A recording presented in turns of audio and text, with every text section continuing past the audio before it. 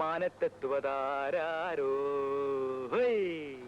നേരം മങ്ങിയ നേരത്തെക്കര മാനത്തെത്തുവതാരോ മാനത്തെത്തുവതാരോ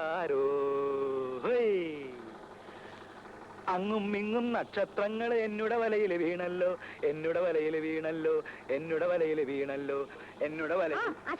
ഇന്ന് വൈകുന്നേരം രാജകുമാരി വരും. രാജകുമാരിയോ? ആശാൻ തമാശ. ഇന്ന് ബ്ലൗസ് തച്ചു കൊടുക്കാന്നാ പറഞ്ഞിരിക്കുന്നത്. അതിന് ബ്ലൗസിന്റെ അളവ് വേണ്ടേ? അളവ് ബ്ലൗസ് മേശക്കടിയിൽ ആശാൻ ഒളിപ്പിച്ച് വെച്ചിരിക്കല്ലേ. എടാ എടാ, ആ അളവ് ബ്ലൗസ് കൊണ്ട് ബ്ലൗസ് വെച്ചാലേ അവളുടെ ഇപ്പോഴത്തെ കണ്ടീഷൻ അനുസരിച്ച് അതങ്ങൾ കടക്കില്ല. ആശാൻ അവർ തൊട്ടും പിടിച്ച് അളവെടുക്കാൻ വേണ്ടി അല്ലേ ആശാനെ? നേരം മങ്ങിയ നേരത്തക്കര മാനത്തെത്തുവതാരോ. ബ്ലൗസ് വെച്ചോ? എന്ത് ചോദ്യ രാജകുമാരി ഇത്? അളവെടുക്കാതെ ബ്ലൗസ് തയ്ക്കാൻ പറ്റുമോ? അളവ് ബ്ലൗസ് തന്നിരുന്നല്ലോ. അതുകൊണ്ട് ബ്ലൗസ് തയ്ച്ചാ രാജകുമാരിക്ക് ഇടാൻ പറ്റില്ല. എന്റെ രാജകുമാരി, ഇത് നിന്റെ കല്യാണ സമയത്തുള്ള ബ്ലൗസ് അല്ലേ? അന്നത്തെ പോലെ നീ ഇപ്പിരിക്കുന്നത്. ശരിയാ, ഞാനതങ്ങ് മറന്നു. പക്ഷേ ഇന്ന് എനിക്ക് ബ്ലൗസ് വേണം. അതിന് 1 മണിക്കൂർ സമയം പോരെ? രാജകുമാരി വാ, അളവെടുക്കാം. വാ.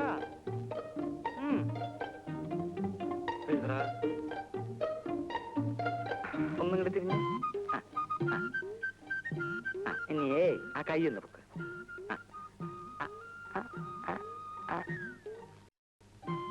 34. എത്ര? 34. കൈ പൊക്കേണ്ടിരുന്നോട്ടെ, അതൊരു കുഴപ്പമില്ല. കൈ പൊക്കില്ല, കൊല്ലാനൊന്നല്ലല്ലോ. 35. എഴുതറ. 35. തിരിഞ്ഞു. ഞാൻ ഇവിടെ ഉണ്ട്. ഞാൻ ഒരു സ്ഥലത്തേക്ക് മുകളിൽ നിന്റെ അളവൊക്കെ എടുത്ത് നിന്നെ ഞാൻ ഇന്ന് ഹസ്ബൻഡ് ഇപ്പൊ ഇവിടെ ഉണ്ട്. അപ്പൊ 2 കൊല്ലം കഴിഞ്ഞിട്ടല്ലേ വരുള്ളൂ എന്ന് പറഞ്ഞത്? അവിടുന്ന് പിരിച്ചു വിട്ടു. 10. എഴുതാ. 10. 18. എഴുതാ തെണ്ടി.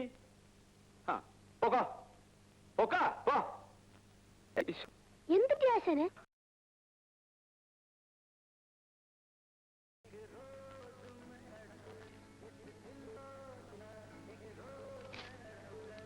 ഓ, തട്ടാര് പണപ്പരവും കഴിഞ്ഞ് പോവുമല്ലേ? മടി നിറച്ച് പണമായിരിക്കും. കാണാനുള്ള പെമ്പിള്ളേരുള്ള വീട്ടില് തട്ടാര് പലിശക്ക് കൊടുക്കത്തുള്ളൂ. അത് ലോകം പറഞ്ഞ കാര്യമല്ലേ? തട്ടാര് പണം പലിശ കൊടുക്കുന്ന വീട്ടിലെ പെമ്പിള്ളേരെ കെട്ടാൻ ഈ നാട്ടിലെ ഏതെങ്കിലും ചെറുപ്പക്കാർ തയ്യാറുണ്ടോ? കഴിച്ചിട്ടും വലിയ കാര്യമൊന്നുമില്ല. ശ്രീധരന്റെ മോക്ക് ഒരു കല്യാണാലോചന ഒത്തു വന്നതാ. തട്ടാരോട് അയാൾ പണം മേടിച്ചിട്ടുള്ള വിവരം അവരെങ്ങനെയോ അറിഞ്ഞ്. എന്നിട്ടേ ആ ചെറുക്കൻ പറയുക ആ പെണ്ണിനെ അവന് വേണ്ടാന്ന്. എവിടെ ഒരു പലിശയ്ക്ക് കൊടുപ്പ്.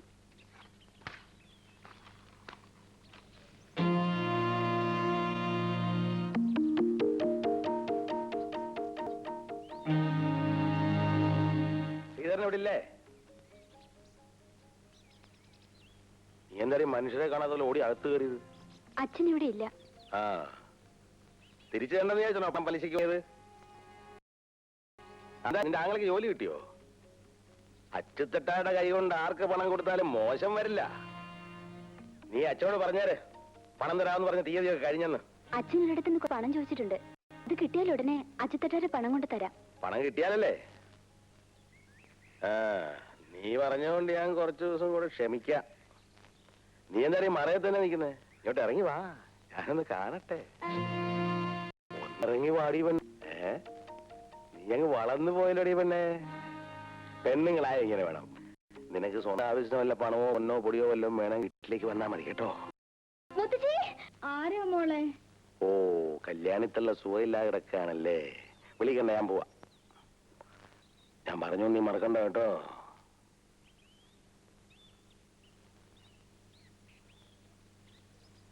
ശാന്തേ, ശാന്തേ, ശാന്തമ്മേ. എന്താ? ഞാനൊന്ന് പുറത്തിറങ്ങിട്ട് വരാം. കള്ളുഷാപ്പിലേക്കല്ലേ? രാവിലെ മുതലിരുന്ന് തയ്ക്കുന്നതേ. അപ്പോ വൈകുന്നേരം കുളിയൊക്കെ കഴിഞ്ഞ് ഒരു കള്ളു കുടിക്കുന്നതിൽ ഒരു തെറ്റുമില്ല. കുടിച്ചിരിക്കണം, അതാ അതിന്റെ ശരി. 4-5 വർഷം കഴിഞ്ഞില്ലേ നീ എന്റെ ഭാര്യയായിട്ട്? എന്നിട്ട് നിനക്ക് ഇതിനെ പറ്റി ഒരു വിവരമില്ലല്ലോ. മതി മതി, ഈ വിവരം ഒക്കെ മതി. ചെന്നാട്ടെ. അങ്ങനെ പറ. അമ്മൂട്ടിയെ വരട്ടെ.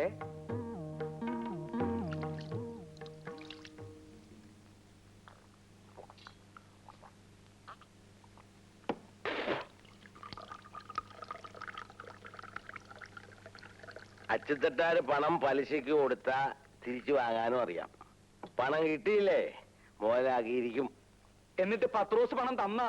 3000 ഒളിവായിക്ക് അവൻ എന്നെ 30,000 തവണ നടത്തി. അപ്പോ പത്രോസിന് കൊടുത്ത പണം ഗോപി അല്ലേ?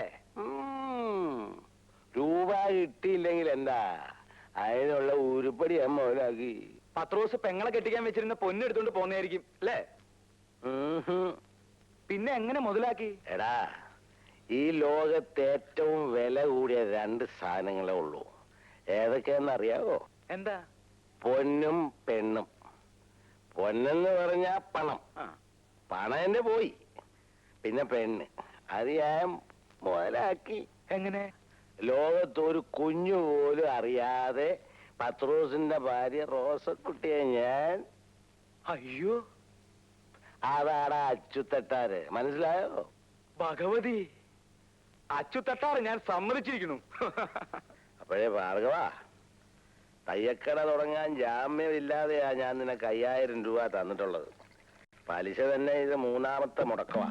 ഇത് ഇങ്ങനെ പോയാൽ... അയ്യോ, ഞാൻ ആവുന്നത് വേഗം തിരിച്ചു തരാം അച്ചുതട്ടാരെ. ആ ഓർമ്മ വേണം. ഞാൻ വരട്ടെ.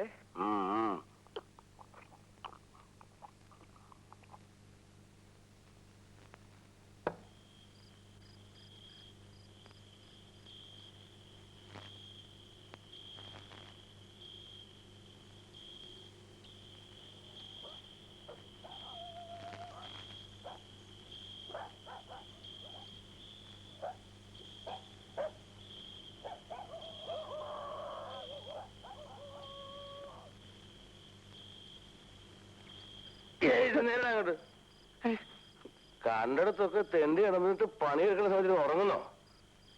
എഴുന്നേറ്റിരുന്ന് പണിയടാ. എന്താ നോക്കി നിൽക്കുന്നേ? ചോളം വെക്കടി.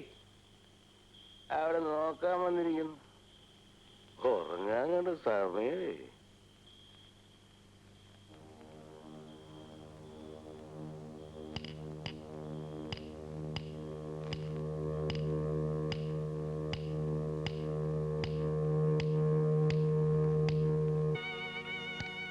ഇവിടെ വച്ചേക്ക്. ശാന്തമ്മേ, നീ ഇങ്ങനെ കുനിഞ്ഞിന്ന് പണിയെടുക്കരുതെന്ന് ഡോക്ടർ പറഞ്ഞിട്ടില്ലേ? യൂട്രസ് മാറ്റിയതാ, നടുവിളക്കരുത്. അതൊക്കെ നോക്കിയാ ചേട്ടന്റെയും മോളുടെയും കാര്യം ആരാ നോക്കുക? എന്തെങ്കിലുമൊക്കെ ഇവളും ചെയ്യില്ലേ? കൊച്ചു കുട്ടിയൊന്നും അല്ലല്ലോ, 10-17 വയസ്സായില്ലേ? അമ്മു, നീ ഇതൊന്ന് വിളമ്പേ. അമ്മു, നീ ഇങ്ങട് വാ. വാ, ഇതൊക്കെ ഒന്ന് വിളമ്പേ.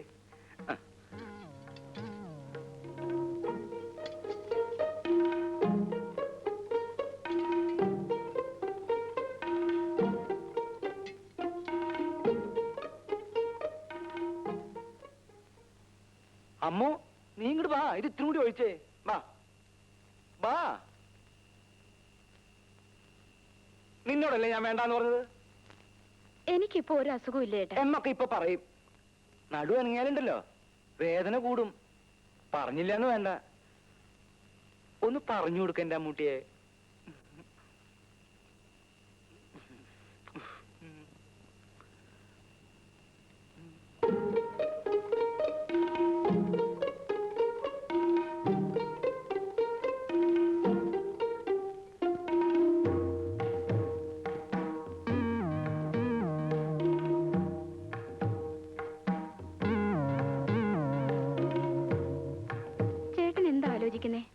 ഒന്നുമില്ല. എനിക്കറിയാം, ഇനി എനിക്ക് പ്രസവിക്കാനാവൂലല്ലോ എന്ന് ഓർത്തിട്ടല്ലേ. ഭാർഗവേട്ടന് ആൺകുട്ടിയോടാണ് ഇഷ്ടം. പക്ഷെ ഇനിയിപ്പൊ അതൊന്നും പറഞ്ഞിട്ട് കാര്യമില്ലല്ലോ. യൂട്രസ് എടുത്ത് പുല്ല് പോലെ കളഞ്ഞില്ലേ ഡോക്ടർ? അതിന്റെ വില എന്താന്ന് ഡോക്ടർക്ക് അറിയോ? അമ്മൂന് 1-2 ആലോചനയായിട്ട് ആ ബ്രോക്കർ നാരായണേട്ടൻ വന്നിരുന്നു. നാരായണ ചേട്ടനും നാരായണ ചേച്ചി വന്നിട്ട് എന്താ കാര്യം? കയ്യില് തുട്ടുണ്ടാ? കട തുടങ്ങാനേ 5000 രൂപയാ അച്ചുതട്ടാരോട് വാങ്ങിയിട്ടുള്ളത്. അതിന്റെ പലിശ പോലും 3 മുടക്കാ. അയാള് പണം കിട്ടാത്തടന്ന് പണം മുതലാക്കണ കാര്യം കേട്ടിട്ടേ എനിക്ക് പേടിയാവണു ഈശ്വര. അവളുടെ കാര്യം നോക്കാൻ നമ്മളല്ലാതെ പിന്നെ ആരാ ഉള്ളത്? അവൾക്ക് ഞാനില്ലേ? അവളുടെ കാര്യം ഞാൻ ആലോചിക്കാകില്ല. വരട്ടെ.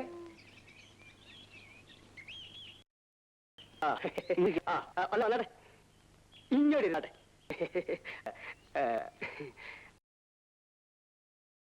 അച്ഛത്തൊട്ടാർ എവിടെ പോയി? അച്ഛൻ കുളിക്കുക.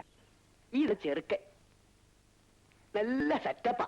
ഞാനിപ്പ ചേച്ചി അവര് വന്നിട്ടുണ്ട്. ചേച്ചി കുറച്ച് കാപ്പി ഇട്. പിന്നെ ചെറുക്കനെ കാണാൻ നല്ല ഭംഗിയാ. എന്റെ ഭഗവതി, ഇതെങ്കിലും ഒന്ന് നടന്നാ മതിയായിരുന്നു. പെണ്ണിന്റെ ഇളയതാ. എന്ത് ചെയ്യുന്നു? പിന്നെ ഞാനിവിടെ തട്ടാരുടെ കൂടെ ഇരുന്ന് പണിയാ. അതെ, പിന്നെ ഇവർക്ക് അടുത്ത വണ്ടിക്ക് ടൗണിലേക്ക് പോകാനുള്ള സെറ്റപ്പിലാ. കുറെ ദൂരം പോകാനുള്ളതല്ലേ. അച്ഛനെ വിളിക്ക്. അച്ഛൻ ഇപ്പൊ വരും.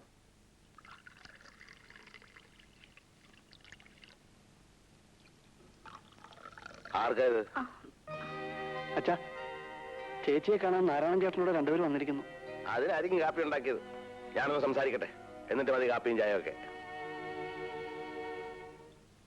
ആ തട്ടാരെ, ഇതാണ് ഞാൻ പറഞ്ഞ ചെറുക്കൻ. ഇത് അമ്മാവൻ.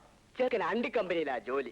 900 രൂപ ശമ്പളമുണ്ട്. 25,000 രൂപയും 10 പവന്റെ ആഭരണവും കൊടുക്കണം. ബാക്കി കാര്യങ്ങളൊക്കെ ഞാൻ പറഞ്ഞ് സെറ്റപ്പ് ചെയ്തിട്ടുണ്ട്.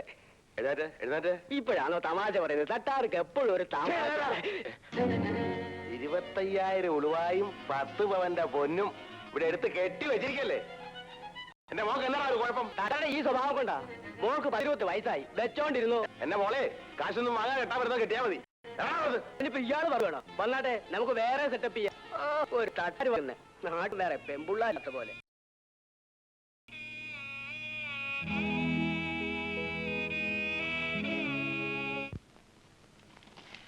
അയ്യോ, അവൾക്ക് ആശയല്ലല്ലോ. ആശ വരട്ടെ. നിന്റെ ആശാ മരുന്ന് നിൽക്കാൻ എനിക്ക് നേരമില്ല. ഞാൻ വേറെ കടയിൽ കൊടുത്തോളാം. എന്റെ പൊന്നു ചേച്ചിയല്ലേ, പിണങ്ങി പോവല്ലേ. ചേച്ചി ഇവിടുത്തെ സ്ഥിരം കസ്റ്റമർ അല്ലേ. നിനക്ക് അളവെടുക്കാൻ അറിയോ? അറിയാമോന്നോ? ചേച്ചിക്ക് ഇഷ്ടമാണെങ്കിൽ ഞാൻ എടുക്കാം.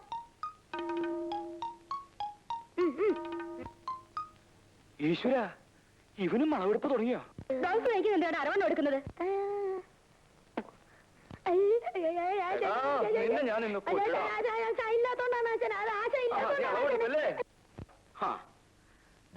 ഞാൻ വരുന്നത് വരെ ക്ഷമിക്കാൻ രുക്മിണിക്ക് ഇത്ര ക്ഷമയില്ലാതെ പോയല്ലോ. വരൂ, നമുക്ക് വിശദമായിട്ട് അളവെടുക്കാം. വരൂ.